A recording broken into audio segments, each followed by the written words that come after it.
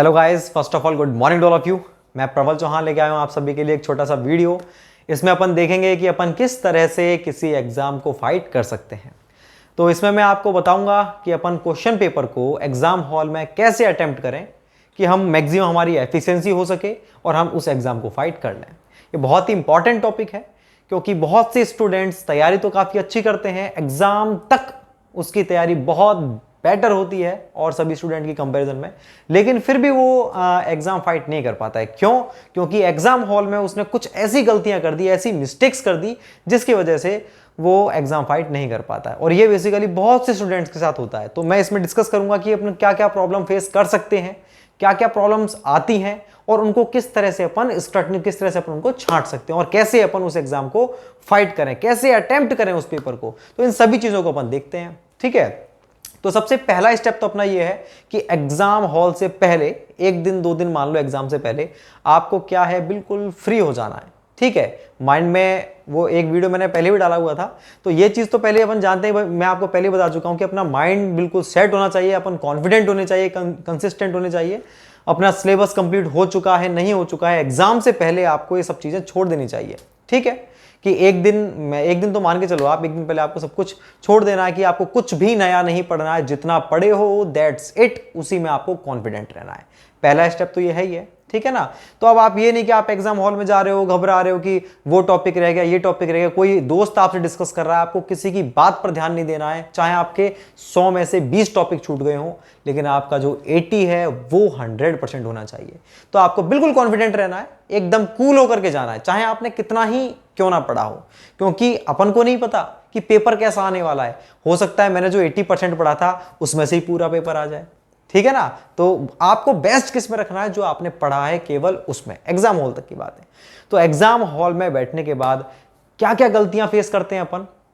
भाई मैंने पहला क्वेश्चन किया, दूसरा किया, तीसरा देखा, तो पहला क्वेश्चन भी मुझसे नहीं आ रहा था, दूसरा भी नहीं आ रहा था, और तीसरा क्वेश्चन जो था वो मैंने देखा वो मुझसे आ तो रहा है, लेकिन मैं कंफ्यूज हूं। फिर ऑटोमेटिकली क्या होगा, नेगेटिविटी माइंड पर धीरे धीरे हावी, यार 3 क्वेश्चन तो हुए ही नहीं मेरे से। ठीक है, तो उससे हो गए होंगे, तो ये चीजें चलने लगेंगी, समझ रहे हो। फिर आपने फोर्थ किया, आपने किया, लेकिन आप कॉन्फिडेंट नहीं हो। फिफ्थ क्वेश्चन किया, वो आंसर ही नहीं मिल रहा उसमें, तो आप कंफ्यूज होते जा रहे हो। तो आप क्या है, पूरा पेपर बिगाड़ दोगे। आपके माइंड में स्टार्ट के 10 क्वेश्चन जो होते हैं ना, जो आपने अटेम्प्ट किए हैं, वो आपको बूस्टअप करते हैं और एग्जाम हॉल में स्टार्ट के 10 मिनट्स ही आपके पूरे पेपर को डिसाइड करेंगे कि आपका पेपर कैसा होने वाला है। इस बात को माइंड में फिक्स कर लो। तो स्टार्ट के जो 10 मिनट हैं आपके या 15 मिनट हैं, वो बहुत ही बेहतरीन, बहुत ही एनर्जेटिक और बिल्कुल बढ़िया होने चाहिए आपके। किस हिसाब से कि आपकी एफिशिएंसी बेटर हो उसमें और एक्यूरेसी बेटर हो। तो एक्यूरेसी के मामले स्टार्ट के 10 से 15 मिनट आपके बेस्ट होने चाहिए। ठीक है ना। नहीं, अगर 10 से 15 मिनट आपकी एक्यूरेसी ठीक नहीं है, आप उलझ रहे हो, तो आपका पेपर बिगड़ रहा है, चाहे आपकी कितनी तैयारी क्यों ना हो। ठीक है, तो अब कैसे बचें अपन, वो भी अपन देखेंगे। तो क्या प्रॉब्लम होती है, प्रॉब्लम ये कि भाई हमसे एक क्वेश्चन नहीं हुआ, दूसरा नहीं हुआ, तीसरा नहीं हुआ, तो ऑटोमेटिकली प्रेशर चढ़ता जा रहा है। फिर आप ये सोच रहे हो, कंपैरिजन कर रहे हो, यार इस एग्जाम की लास्ट ईयर तो इतनी कट ऑफ गई थी, 120 में से 100 नंबर गए थे, तो कम से कम मेरे को 111 112 तो करने ही पड़ेंगे, 110 तो करने ही पड़ेंगे। तो हमारे माइंड में क्या, नंबर ऑफ क्वेश्चन सेट हो जाते हैं कि भाई लास्ट टाइम 100 गई थी, तो मेरे को 110 क्वेश्चन तो अटेम्प्ट करने हैं, मेरा 80 क्वेश्चनों पे सिलेक्शन नहीं होने वाला। एक तो ये होता है कि जो कुछ बच्चे क्या करते हैं, उन्होंने अटेम्प्ट कर लिया पेपर, मान लो पूरा, ठीक है, उन्होंने पूरा पेपर अटेम्प्ट कर लिया, 120 क्वेश्चन का पेपर था, 120 क्वेश्चन में से उसको आते थे केवल 75 क्वेश्चन आते थे। ठीक है, और 4-5 क्वेश्चन में उसको कंफ्यूजन है। तो उसने 75 क्वेश्चन करने के बाद उसके पास टाइम है और वो देख रहा है कि यार मेरे तो 75 ही हुए हैं, लेकिन लास्ट ईयर कट ऑफ तो ज्यादा गई थी, 100 के समथिंग गई थी, तो 110 तो होना चाहिए, मेरा सिलेक्शन तो हो ही नहीं सकता। तो उसने क्या किया, 25-30 क्वेश्चन और लगा दिए। समझ रहे हो। अब उसको उनका पता ही नहीं था, बस वो अंदाज में, भाई हाँ इसमें ये हो सकता है, ये हो सकता है।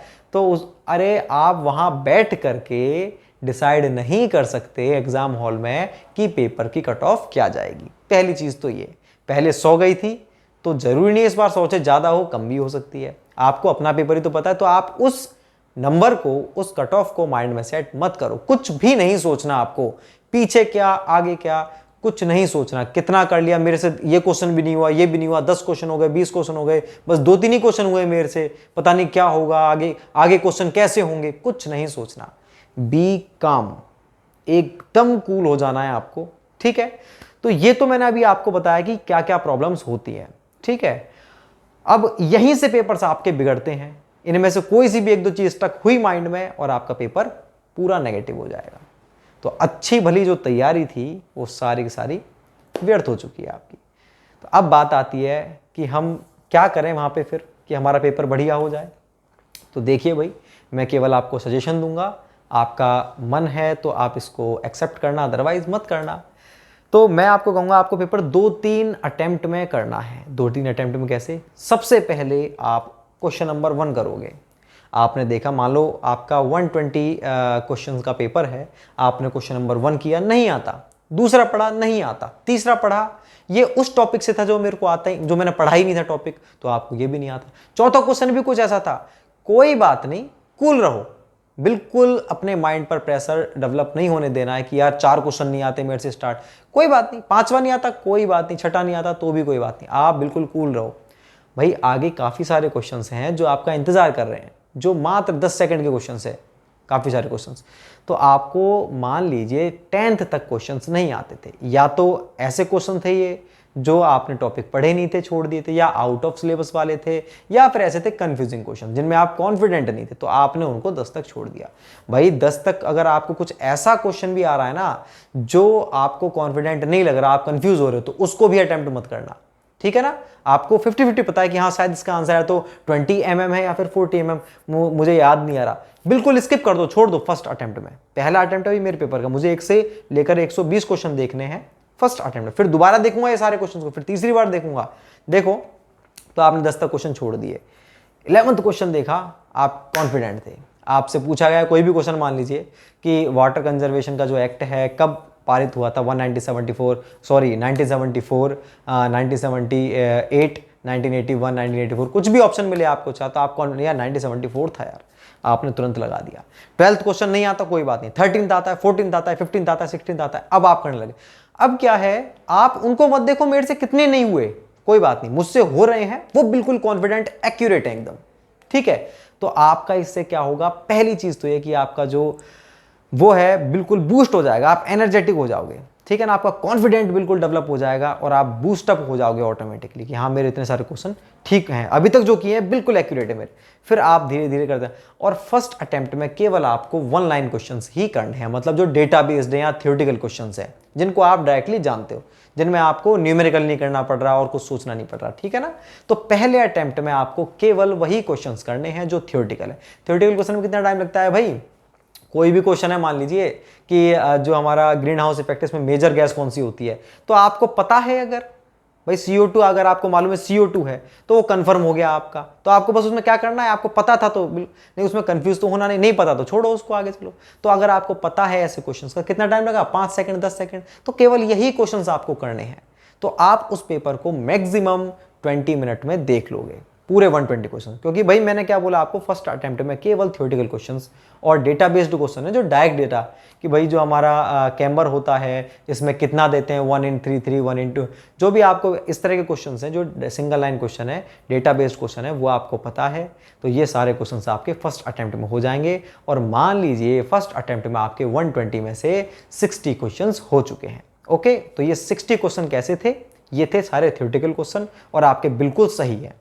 तो इससे क्या होगा, ऐसी चीज करने से क्या होगा कि आपका जो कॉन्फिडेंट है वो बूस्ट होगा, कॉन्फिडेंट डेवलप होगा कि मेरे 60 क्वेश्चन मैंने किए और बिल्कुल सही है, ठीक है। तो 60 नंबर मेरे फिक्स हो चुके हैं।